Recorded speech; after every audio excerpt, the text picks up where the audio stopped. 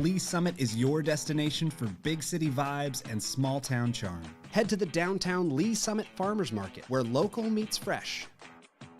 Then grab a cup of coffee and discover a variety of shops and boutiques just around the corner. Continue the fun in downtown Lee Summit at a retro arcade bar.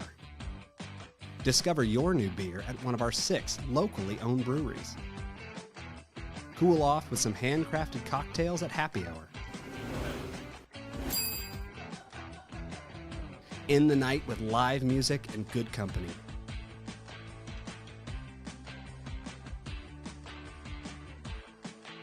Lee Summit, Missouri. Hello, Lee Summit. I'm Laura Ingeman, and this is your flash briefing for the week of August 12th. City Council will meet for regular session Tuesday night at 6 in Council Chambers in City Hall. Meetings are open to the public or watch live on the city's YouTube channel. If you can't watch, catch the recorded meeting on demand on the YouTube channel or by subscribing to the Council Debrief newsletter, which breaks down 3 to 4 key agenda items. Subscribe at cityofls.net. Lee Summit Mayor Bill Baird will deliver the State of the City address on August 16th at the Missouri Innovation Campus at 1101 Northwest Innovation Parkway. The Lee Summit Chamber of Commerce is hosting the luncheon, beginning at 11 a.m. with the mayor's address scheduled to start at noon. The State of the City address will be live streamed on the city's YouTube channel. If you'd like to attend, the event is open to the public. For those wishing to purchase lunch, tickets are available for $30 by contacting the Lee Summit Chamber of Commerce at 816-524-2424. Help build a brighter future for Lee Summit. The city is seeking a talented senior staff or staff engineer to join our team, help manage the design of public infrastructure, and collaborate on exciting initiatives that will make an impact on the local level. If you have a passion for civil engineering and public service, this is your chance to shine. Apply today at lspeople.net. And have you checked out the Lee Summit Marketplace recently? Find great items like Lee Summit branded coffee mugs, Tervis tumblers, hats, and more. Show off your Lee Summit pride. Located in the lobby of City Hall, it's open 8 to 5 Monday through Friday. Thanks for listening and have a great week. Traditionally, we think as police officers, those responding to law enforcement needs within the community. But honestly, we are there to serve our citizens, and our citizens do go into crisis. They do have mental health crises, and we're being called to those scenes on a regular basis. In order to help serve those citizens better, we did initiate the Crisis Intervention Team Program. These are officers that are specially trained to de-escalate crisis situations. Recently, we've brought co-responders onto the scene, licensed qualified mental health professionals housed within our police department, and they respond with those officers directly to those scenes where a crisis is occurring so they can interact with that citizen and get them the help they need right there on that scene. The co-responders are either bachelor or master level in a behavioral health related field. They wear plain clothes, they don't carry weapons or anything like that. I have a police radio that I listen to all day. Listen for, those key words: mental health, behavioral health, crisis. There's a lot of officers that just call for me. I have my own radio number. I also have the ability to self-dispatch to them and say 982 is en route. Officers en route, 914. So typically I arrive after they've made it safe. I'll make contact and get kind of the rundown, and then I just kind of jump right in. Like, hey, my name's Allison. I'm a mental health professional. I'm here to help you. I'm not here to take you to jail or arrest you. Sometimes all a person needs is a voice, someone neutral, someone outside that, can listen. I do a lot of safety planning, including family, their support network, who's close to you. If they're home alone, who can come over and hang out with you today? Can we lock away your sharps? Can we put up your meds? Do you need meds? Can we get you over to the urgent care to get you assessed for your medications? Some of them also are like, oh, I'm so glad you came. This made me feel so much better. Our main goal as co-responders is to, one, get people connected to the services that they need, and also divert from emergency rooms and jails. And they almost get a different view of the police responding. That lets me know you care and the officers care. Please, how can we help you? My husband has... In 2020, we had 722 mental health related calls for service. 2022, by that time, 1,479. These mental health related calls for service are increasing. How we're responding to that is increasing the number of crisis intervention team officers we have available, as well as the number of co-responders we have available to respond on these calls. So what I think is important for the community to know about the co-responder program is that we're here, we exist. All you have to do when you call 911 is ask for us. You know, say, hey, I want a co-responder to respond to this crisis, and we'll go. I was really struggling about 8 years ago on my personal journey with mental health, and I met some amazing social workers and amazing programs that have helped me get to where I am today. I really couldn't see myself doing anything else. We want to help, and that's what we love to do. So I had a client, we got a call, she had some suicidal ideations, and she really felt that she had nobody. And you know, and getting to know her story and getting to know who comes around and sees you, well then we found a support person and they responded immediately. And we made a plan. I called back and checked on her in an hour, and then I checked on her in 2 hours. We were able to get her into the additional services to where she talks to someone every week or more. I just took a person that really just thought they had nobody and nobody would show up for them, and show them you do. And you'll be amazed who is in your corner if you just simply say, I need a little help.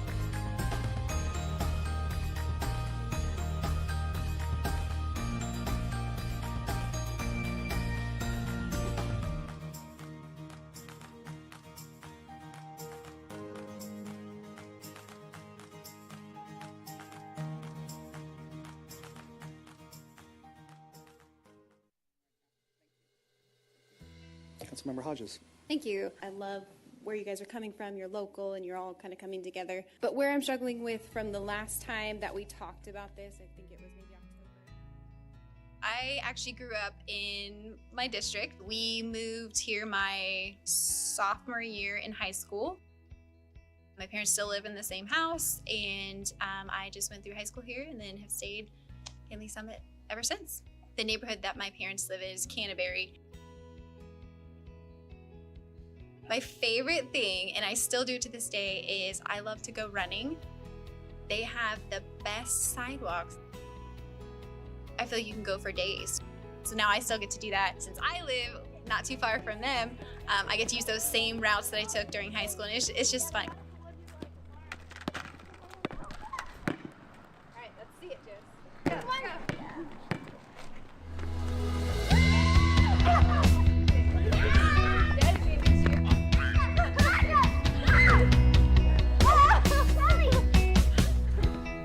We're a big soccer family. I love sports, I love to watch sports, and it's even more fun to watch sports when my kids are in it. I coach my middle daughter Josie's team, and I have since kindergarten. We do the basketball, we do softball, we're gonna do volleyball, and it's just so much fun.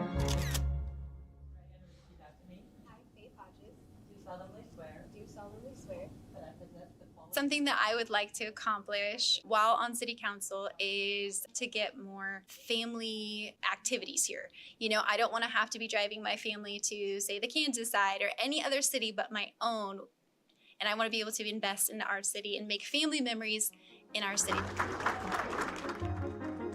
Open the public hearing in the matter of K1 Speed, Diventures, Crack Shack, Blue Jeans Golf. Councilmember Hodges. I just want to say thank you for bringing this to Lee Summit, because I grew up at this. My grandpa would take us there, so I'm excited that now I can take my kids there. Bill number 23-0, pre-construction services for the downtown Market Plaza project. I'm just as excited as everybody else about the downtown marketplace. I'm extremely excited about the community that it's going to bringing more family things to do to the city and right in the heart of it. When you presented the numbers, the first time you came to us, it was 25.5%, and then people were like, oh, being on council, it's not a lot of work, I think it was a bit of a surprise when there's so much info that you realize you just don't know. Even something as simple as sidewalks. It's like you don't realize how much goes into something like that. After a couple months, I'm like, okay, I'm finally, catching the groove of how things work, learning new things, but also feel like I've got some things under my belt as well. It's been a great experience so far.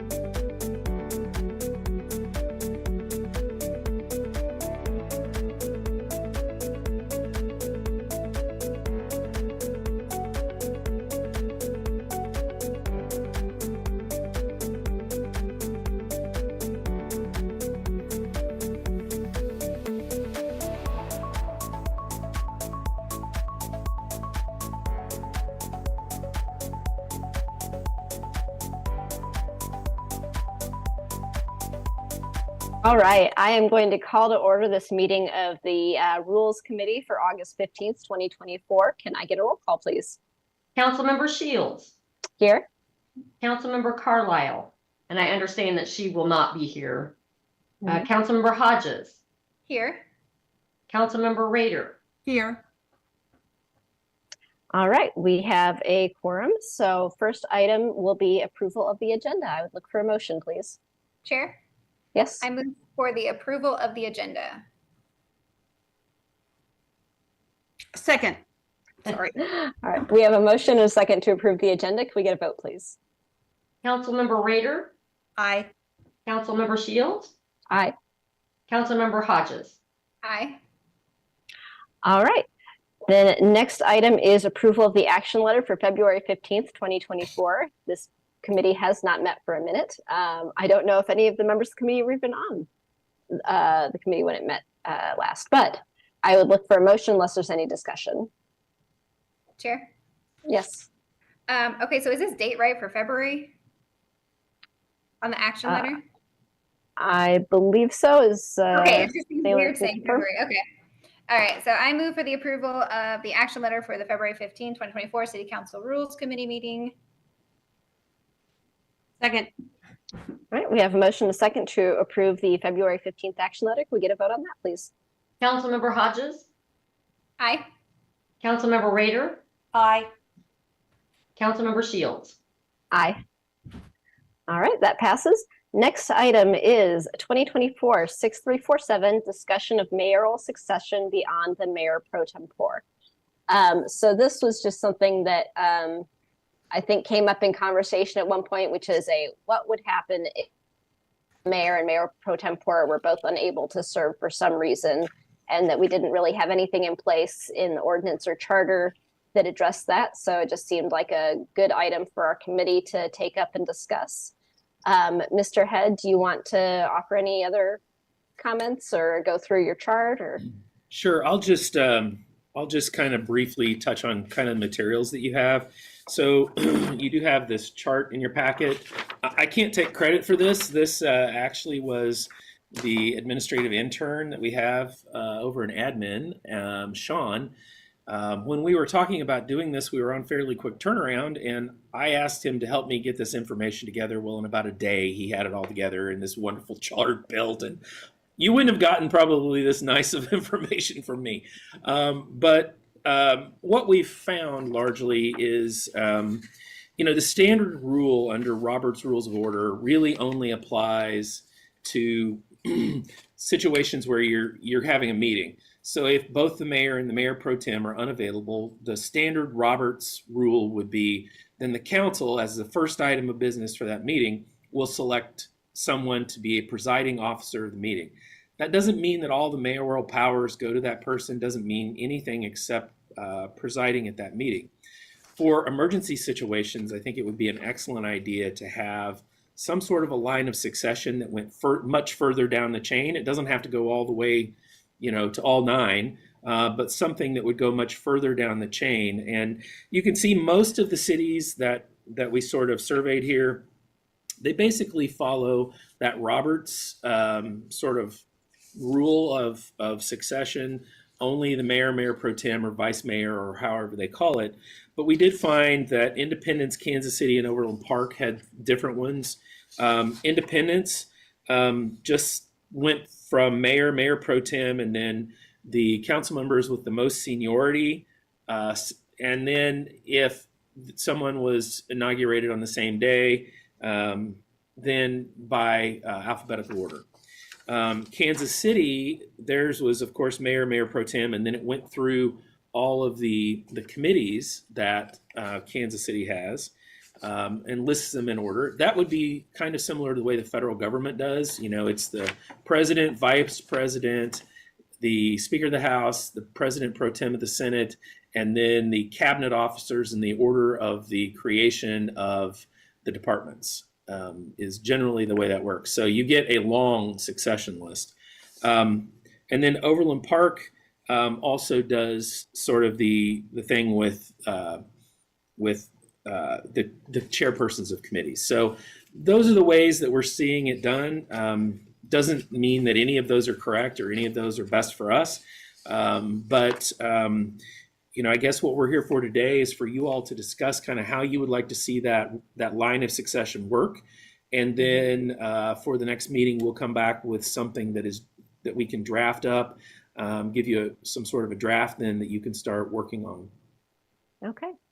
So one other question I wanted to ask was, in the event of a planned absence, right now, if the mayor is out of the city, then the mayor pro tem serves. And if they're both out of town, then I think the mayor usually designates the person to temporarily act as mayor. Do we need to do anything to codify that? I'm not sure what controls for that situation. The charter is actually silent on that. It doesn't really talk about it at all. I mean, you absolutely could do that. You could do, a planned absence where the mayor is going to be gone. Then this is the way it works. Or an emergency situation, then it works a different way over here. Or you could even specify that the mayor could designate, beyond the mayor and mayor pro tem, simply give the mayor the ability to designate like the next 3 council members in order of succession. Or, there are lots of ways you could do this. I think the key is just having something written that says how it happens so that everybody has the same understanding in a situation where you have an immediate need to reach out to someone, for example, to sign a declaration of emergency. Right. Okay. So members of the committee, do you have any strong opinions, and do you want to handle this differently for a planned absence versus an emergency situation? What are our thoughts? Yeah, Chair, can I? Yes, please. So when I was looking at the cities, I was a big fan of like how more so like Independence was doing it with I feel like it's kind of what we're doing anyways, where it's the mayor pro tem, if the mayor's gone, and then seniority. I just feel like it keeps things fair. There's nobody saying, well, why didn't so-and-so get picked? You just take some animosity out of it that's unnecessary, if there were any. And I think it just kind of is like, well, it just makes sense. Like if I'm new coming in, I'm like, well, obviously it wouldn't be me. It'd be the person who's more experienced or most experienced at the time. So I just feel like it would take out any people thinking that they're getting gypped. It's just kind of like, well, it just kind of makes sense. So I'm a big fan of that direction. So you would have a uniform standard regardless of whether it's a planned or an emergency situation? Correct. Yep. Okay. Councilmember Rader, any thoughts on your end? Thank you, Chair. I would agree with that it would be, the plan would be, and this would be for emergencies and anything that I guess I would like, if something was to happen to the mayor, and the reason I wouldn't want to have the mayor designate, if something really happened to the mayor and he was incapacitated and he couldn't designate somebody, I think it's just better to have the senior council member and then go down the second, and then also the more senior council members have the experience that if they had to take over, they can do it. They're going to know more of what they're doing than having the mayor, appoint somebody. So I just think that that's the way to do it, and then do it no matter if it's an emergency or however it shakes out. Okay.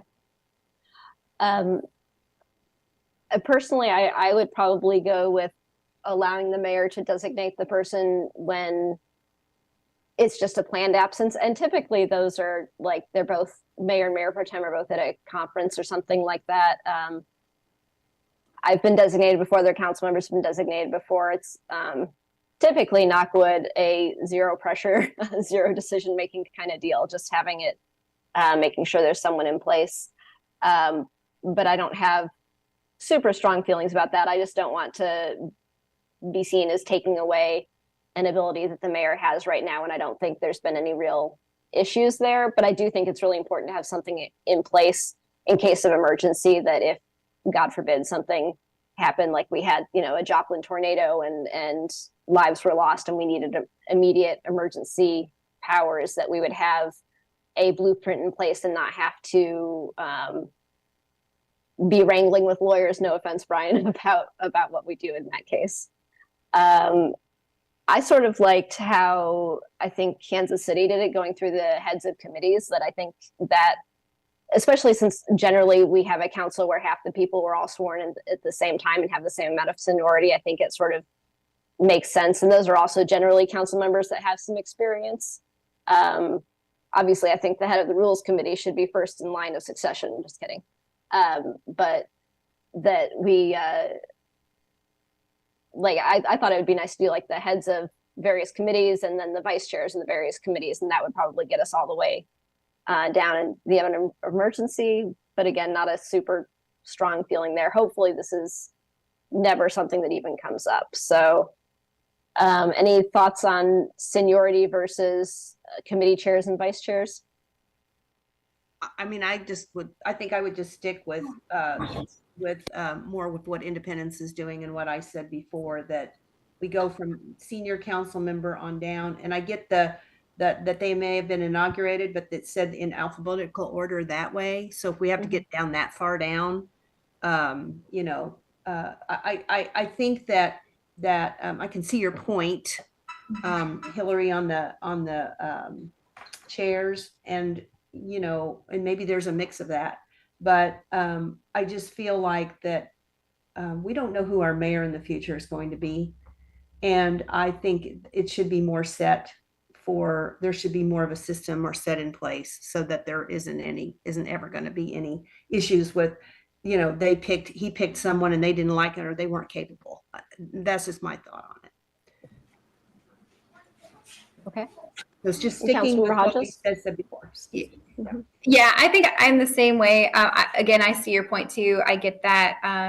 But I think it's just kind of a safeguard to say, I feel like there's already enough things that happen. And with committees, I'm thinking, okay, I mean, what finance and budget would be the first one on that? I mean, you're phenomenal, but I think sometimes the committee assignments get a little sticky because you feel like you have to put people certain places. So that doesn't necessarily mean they're the most qualified for that committee even. So I feel like it's just, let's go with the most experience. And I don't know. I just feel like that just takes out a lot of situations or people getting frustrated over situations. It just kind of, again, just makes the most sense to me.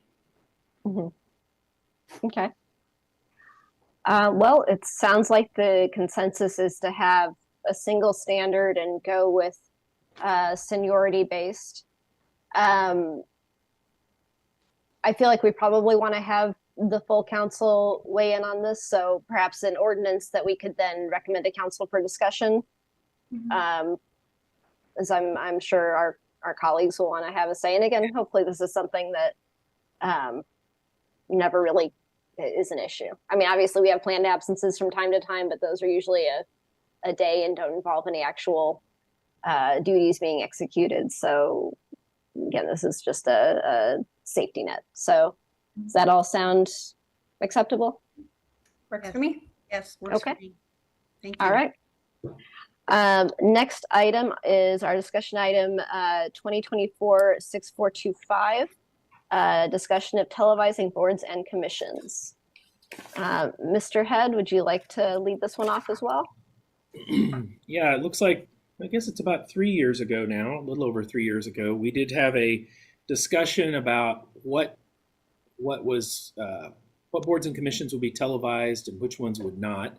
And so we adopted Resolution 2109 that provided that the city council committees, certain special task forces as determined by the city council, planning commission, TIF committee, the diversity and inclusion, which doesn't exist anymore, and Parks and Rec board would all be bodies that would be broadcast using television and the city website. And Councilmember DeMoro, I think, recognized and brought this forward to the city council. Because we have changed a lot of the boards and commissions. We went through that complete reorganization, so we needed to take a look at this. Also, for Cheryl and her creative services staff, we've had to change the way we quote broadcast. It's not the same as it used to be. And so we may need to think about things like, well, would it be possible for us maybe not broadcast, but to stream certain things? Do we need to change that language? So that's where this all kind of comes from. is that desire to kind of look at the boards, but also maybe modify that language that says broadcast, because that's really specific to television and city website. Whereas I think our most successful right now is, and the best, certainly the best looking, is YouTube. I mean, the streaming that comes from YouTube. So with that, I'll take questions, but we have Cheryl here, and I know Crystal worked a lot, yeoman's work on the modification of all of the boards and commissions. So, I think we have the right people in the room to discuss this at this point. Okay. I would like to lead off with a question. I'm not sure if this would be to Crystal or Brian. As far as the various, some of them we're going to have subcommittees that would meet as well. Is there any practical hurdle to televising those? Like, are there any committees that just meet informally in a conference room? Is it a problem for them to all meet in chambers where there's the video conferencing capability? What are your thoughts on that?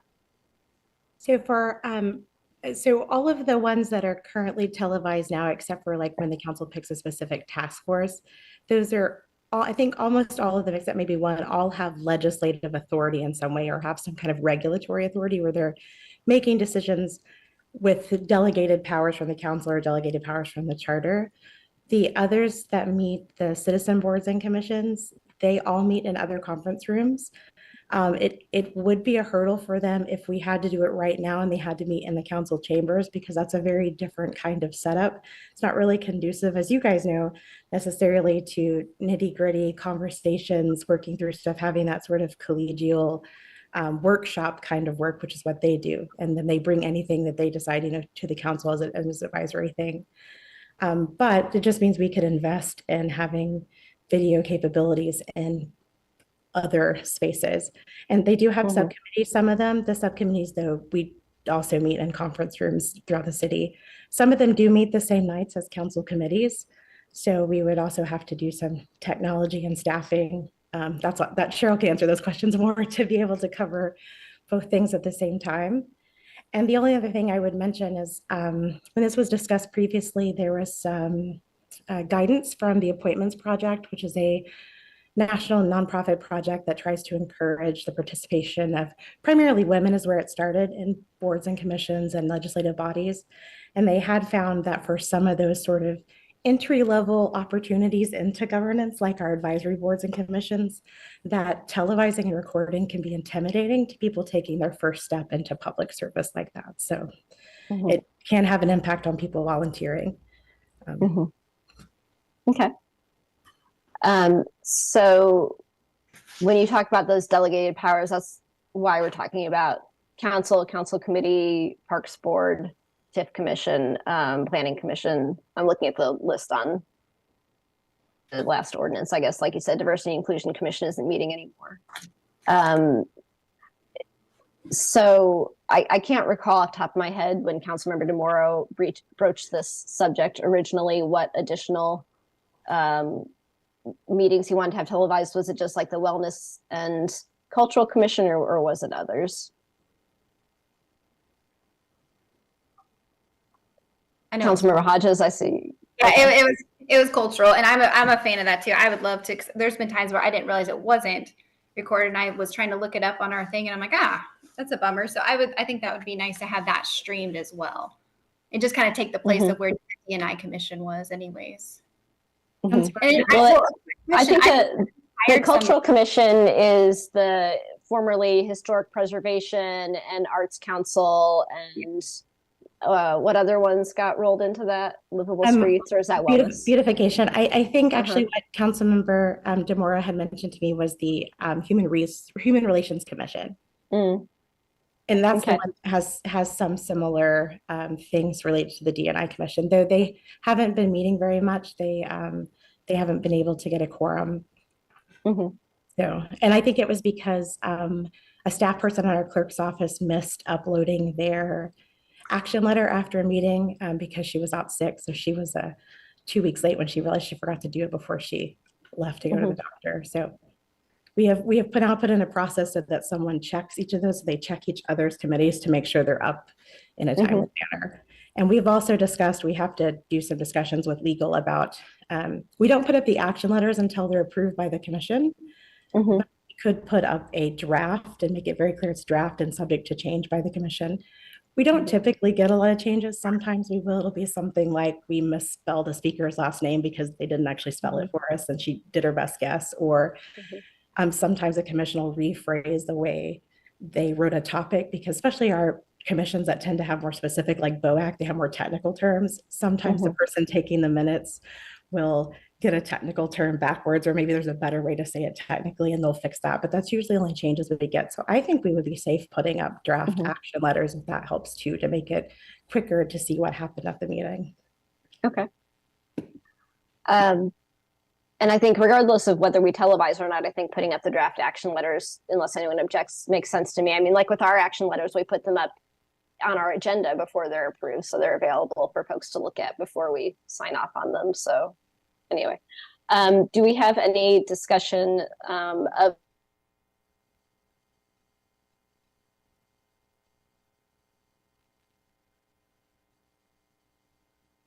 this?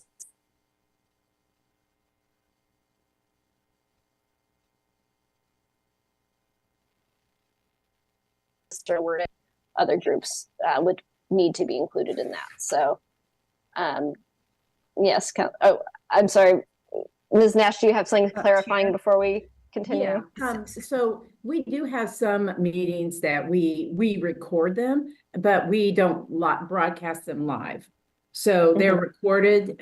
Well, wait, they're aired live and we record them, but we don't like go put them out there and show them over and over and over again. So, and then another option that we have, if we were to move forward with this, is we have enhanced our AV capabilities in Strother is the first room. And Parks Board, they meet in there. And so what they're doing is there's 2 cameras and you can choose one camera or the other. And so I just looked at their last meeting, and so they're recording their meeting. They're using Zoom and they're recording the meeting, and you can hear everything, you can see everything.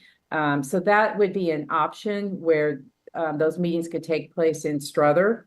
And then it wouldn't, and then what would happen is, they wouldn't be broadcast live, but what we would do, they would be recorded, and just like Parks, and then they're uploaded to Legistar and they're available for anyone to look at. Okay. So maybe even a third option, what needs to be broadcast live, what needs to have a video available within a certain amount of time.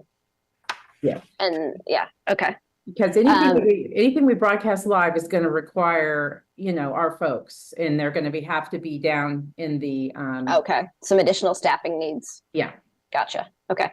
Councilmember Rader, I think you were up next to talk. Thank you. Okay, so can we go back just a smidgy? And I want to be clear about what all of the committees and task force means. So water utilities, is that a task force?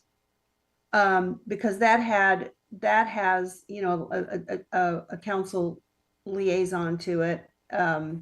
Tax review has a council. Well, I don't know if liaison is the right word, but are those all considered city council committees? Water utilities, tax review board, No. those. The ones that we have listed here, city council committees, those are obviously the decision-making bodies of the governing body. So good reason to broadcast them. Planning Commission has authority that exists from statute and that exists outside of the authority of council. And it's required for certain things. So also good reason to broadcast it. Tax Commission also is statutory. It has authority that comes from outside of the city council. It comes from the statute. When you say tax commission, you mean the TIF commission? I'm sorry, TIF Commission, Tax Increment Finance Commission. Not the tax review.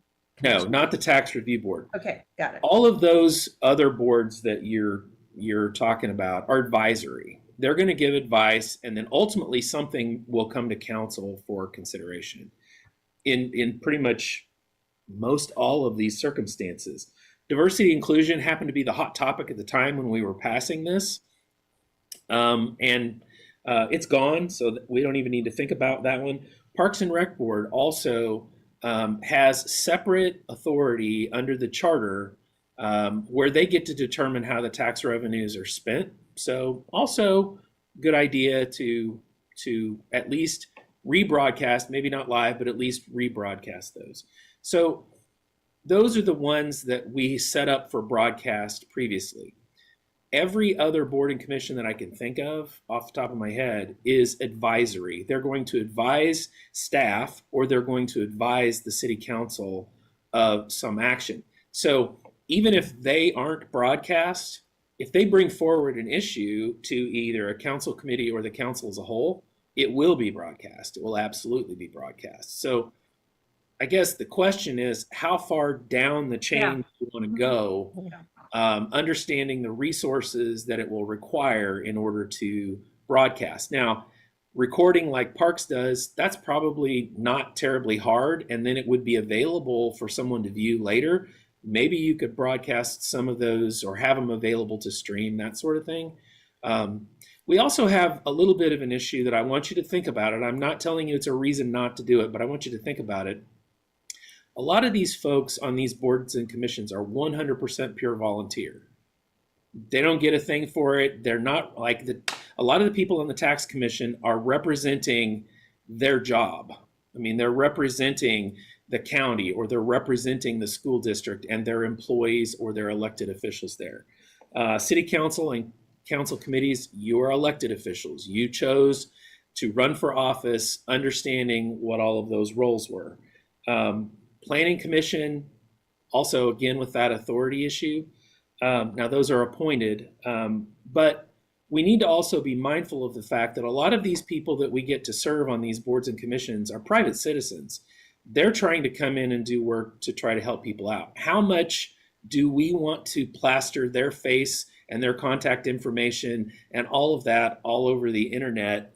And how comfortable are people going to be to do that? We have had people in the past, and Crystal can testify to this better than I can. We have had people in the past that just don't want their name and information splattered out there all over the internet, just to be a volunteer to help the city work through an issue or give advice on something. I mean, that's just something to be mindful of. Not saying not to do it, but it is something to be mindful of as well as we go along.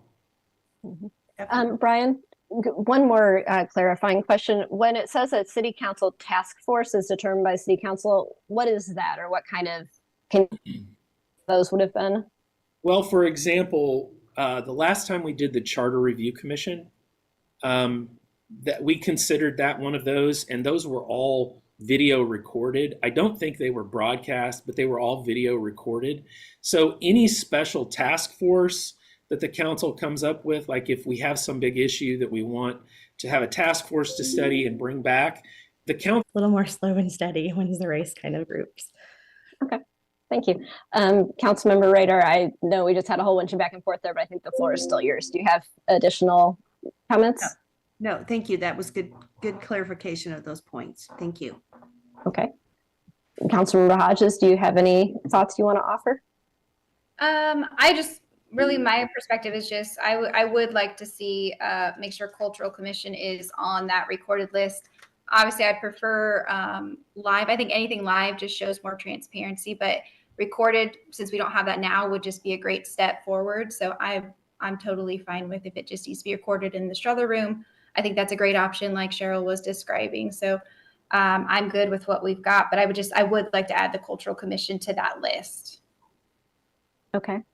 Chairman, can we clarify, is it Cultural Commission or Human Relations Commission? So the Cultural Commission is the one that handles historic preservation, beautification, and arts, and versus the Human Rights Commission, which I know they put on the Human Relations Commission, which deals more with diversity related matters. I don't know if that's the right way to put it. I forget exactly what their charter is. Yeah, I just started working with them. They do things like the Martin Luther King Day, the Take Time to Be Kind, Good Neighbor Week. I think their charge says things like support unity and equity in the community, things like that. So more similar along the lines of, and that was the commission that Chairman or Councilmember DeMora had pointed out was missing its action letter.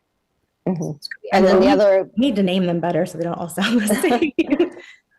And then the other big one is the Wellness Commission, which took over the responsibilities of the Health Advisory Board and livable streets and yeah. Okay. And then added some additional things that we weren't covering. Right. Okay. So, Councilmember Hodges, which of those were you wanting to add? Well, I was thinking more cultural, but I mean, like if Councilman DeMoro, could we add both? I mean, is that a problem to just go ahead and have them both? Sorry, Councilmember Rader, do you have a question? Thanks, Chair. I thought that Cultural Commission, because I was on that for a minute, was wellness, historical, beautification. I think those were the maybe one right. more. Well, wellness has its own commission, so I think that's separate. Does? Right, because we formed the kind of two new mega commissions. That's not the right way to put it, but when we did the reorganization, the well big one, and Cultural Commission is the other big one that kind of consolidated a bunch of the existing boards and commissions. Okay. So wellness took over anything that was covered by Human Services Advisory Board, Health Education Advisory Board, Livable Streets Advisory Board, and then added some broader things, made them more advisory boards and less event planning. And then Cultural Commission was the Arts Council, the Beautification Commission, the Historical Preservation Commission, and then also the council added some kind of broader things just to, they all tend to overlap back and forth. And so this made them able to work on issues at a larger scale, really be able to give advice to the council on topics like that. Okay. Those are the two that presented their strategic plans to you in April, those two commissions, wellness and cultural. So here's a question. Do we want to bring this topic back at our next meeting? Maybe have staff come back with a list of the existing commissions, brief description of their duties, how often they meet, and then also a couple of options for streaming versus recorded video. And then we can kind of go through and say, we want to add these ones to streaming. We want to make sure videos are available for these ones, or we don't want to change it, but come back with a little bit more information and then have more discussion to make sure that we're all on the same page about exactly what we're deciding. Does that sound like maybe a good idea? Yes. Does that work for you, Councilmember Hodges? Okay, let's plan on that. Let's bring this back for another meeting with just a little bit more detail about some possible boards and commissions, what they do, and then some couple different options for what broadcast / streaming / recorded video could look like, and yeah, let's go from there. And also a little thought to, do we have the capacity in the Strother room to host some of those ones that want to be more conversational but still provide some recording? And then we'll have a discussion and come up with some recommendations. That all makes sense? Ms. Nash and everyone? Okay. Got it. Perfect. All right. Now I have lost my agenda. Here we go. Okay. I think that is all that we had for items on the agenda today. Next is roundtable. Do we have any roundtable items? I don't have anything. All right. In that case, we will adjourn this meeting at 12:06 p.m. Thanks everybody for your time. Oh, Gina, next meeting, just so everybody remembers next meeting. September 19th. There you go. Oh, I am going to be out of town September 19th. I'm going to be in Hawaii, and I'm not going to stream in for this. Oh. I know, you guys are so sad. Wow. Do we want to have someone else preside that meeting? Do we want to skip and do October or move the date? Any strong opinions? I'm good either way. I am good either way. Okay. How about if we just come back in October? I don't think have a huge rush on this, and that'll give plenty of time. October would be the 17th. Okay. I'm pretty sure that'll be fine for me. Anybody have any objections? Nope. Okay. Let's plan on that. Then for real, we are adjourning at 12:07. Thank you. Thank you. All right. Thanks, everyone.